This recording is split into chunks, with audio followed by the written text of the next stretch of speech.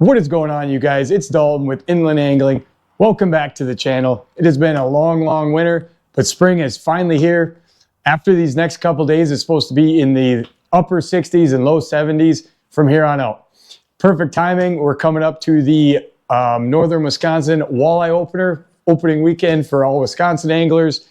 Pretty much the best time of the year to just be a walleye fisherman. May, in my mind, May is one of the best walleye months out of the whole year. It's something I look forward to every year because catching walleyes in shallow water, it just really doesn't get any better than that. Usually we're jigging, I know at least I am, and fish are active, they're up shallow and they're chewing. So I'm just in the boat today, getting gear kind of prepped and settled in, ready for the big week ahead, the weekend and the big week ahead. I do work opening day, but that's okay. We got plenty of the rest of the season to go. All right, so I just kind of wanted to do a rundown here of like my top 5, my favorite baits for springtime walleyes. And really, as the year progresses and transitions, these baits continue to work the whole rest of the summer. The only thing that I really change is size. So to start off, I don't think any walleye fisherman is going anywhere nowadays without some type of swim bait. I am pretty partial to the Kalin's Tickle Tails in the 2.8 inch. And what else? As you can see, I got a whole big box of plastics here. Big box of plastics, big proponent of jigging plastics here.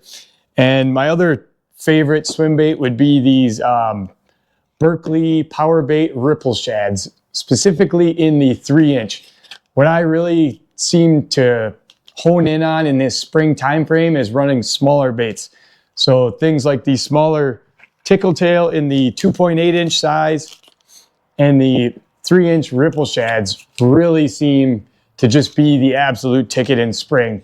All of your bait fish are typically smaller, so I just like to downsize. I really prefer those two swim baits over just about anything. As far as swim baits go, I'm pairing them up with either an 1/8 or a 1/4 ounce head, depending on the depth of water I'm fishing. Typically in the springtime where I'm fishing up shallow, usually 5 to 10 feet. So that pairs pretty nicely with a 1/4 ounce jig head. You can go down to an 1/8 if you're getting into really skinny water, but that's typically what I like to run for my swim baits. All right, you guys, the second bait I want to talk about today would be any kind of fluke or minnow style plastic. In my opinion, they imitate bait fish very well. You can work them erratically or you can work them very subtle, and they seem to really excel in shallow water. So what's better than that than the Kalin's Jerk Minnow? I'm sure we've all heard about it. Everybody's talked about it. Typically, in the past, they only had the 4-inch size. And what would happen with that is in these spring time frames when fish were slightly lethargic, the water's a little bit colder, they would be short striking the bait. Because you got a 4-inch fluke, but you know your jig head only goes about a 1/4 of the way down, so they would be hitting the back end of that plastic, and your hookups weren't really that good. Well, last year they released the 3-inch mini jerk minnow, and let me tell you, this thing is just absolute dynamite for these spring walleyes. It pairs up on a 1/4 ounce or an 1/8 ounce jig way better. You can get that hook shank further back on the plastic, and that smaller profile really excels in this spring time frame when your bait fish are smaller too. It really matches the hatch well. And the amount of colors they have nowadays is just unreal. I like more of your natural style, the green shiner, and then this color is actually just regular shiner, it's called. And they're both very natural, very lifelike. And those are, I mean, that pretty much is my favorite fluke style bait, and I'll continue to use these all summer long. All right, let's keep rolling on here with the next bait in my lineup here that I'll be throwing pretty much all spring long. This bait is a little bit more particular on how the fish are set up and really dependent on kind of the weather. So the next bait I'd like to talk about would be any kind of jerk bait. There are tons and tons of different jerk baits on the market nowadays. And my two favorite classics are, well, the first classic is, of course, your Rapala HJ12 Husky Jerk. That is just a known fish producer in the springtime and late in the fall. Guys will troll these up on shallow flats at night. They're really deadly. But the reason I say that they're kind of weather dependent is depending on the spring. We all know how volatile the spring can be, whether it's wind, whether it's cold nights. I mean, a lot of times opening week, we still have nights that are, you know, freezing still.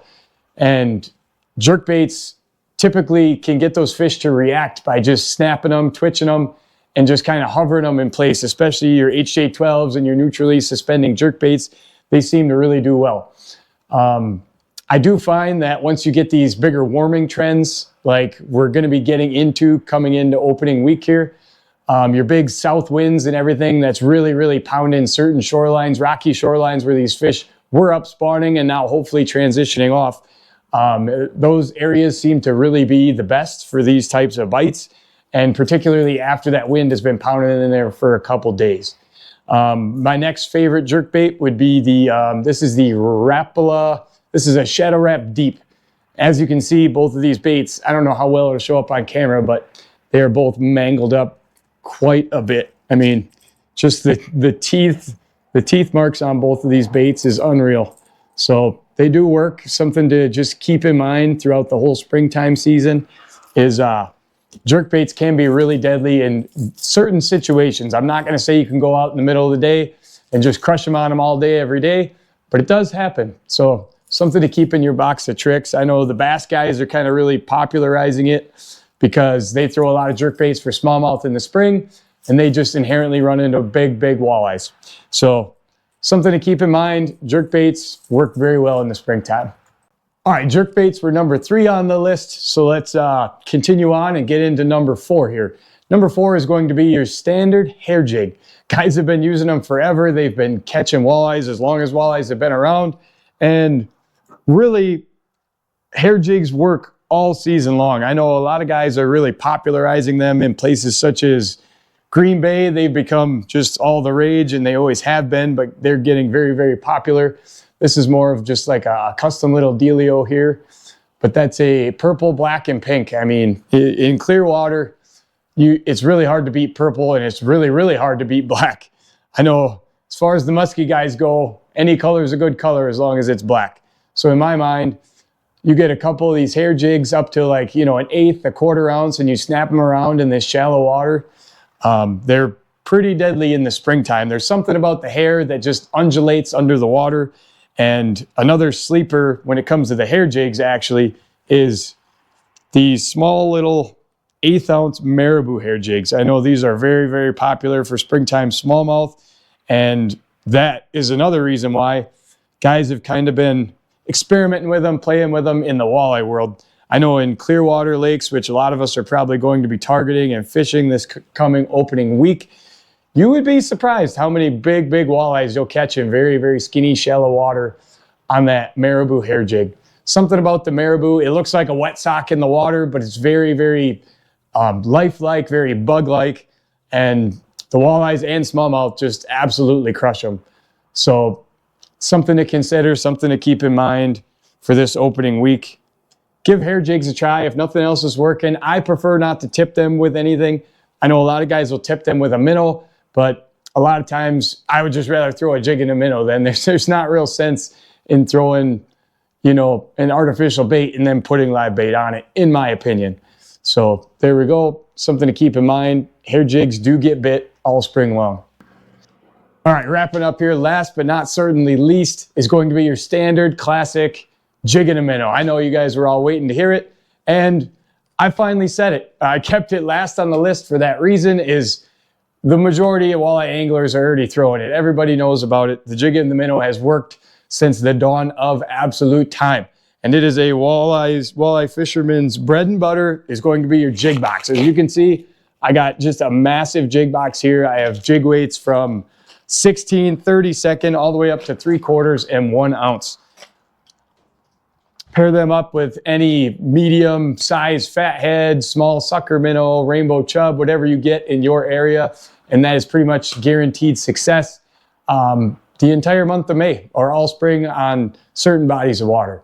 I typically will bring minnows with me no matter what. That doesn't mean I particularly use them, because I prefer to fish fast. I prefer to fish aggressively. I prefer to fish artificial baits. However, we all know that springtime is volatile. The weather, I know we talked about this, but you'd be a fool to just be going out in the springtime without some form of live bait. Sometimes that is just what the fish want, especially the fish up here in northern Wisconsin.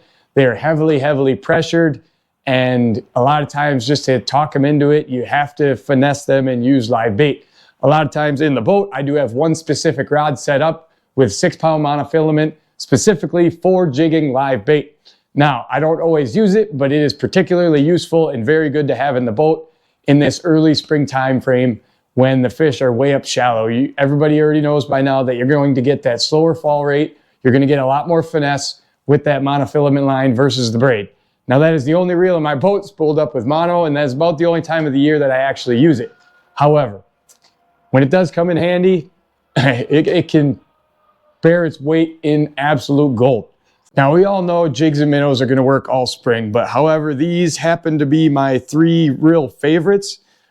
First up is going to be the Northland Fireball jig, and that is just your standard gumball jig, but keep in mind that that is a very short shank hook, something that's going to work even better for like larger crappie minnows, even if the fish need some real finesse, or your standard fat heads, which is typically what we're running here in northern Wisconsin. Next up on the list is going to also be just a round head ball jig, but however, as you can see, the size of the shank on this jig is going to be significantly bigger than the short shank Fireball. Trying to get a comparison here.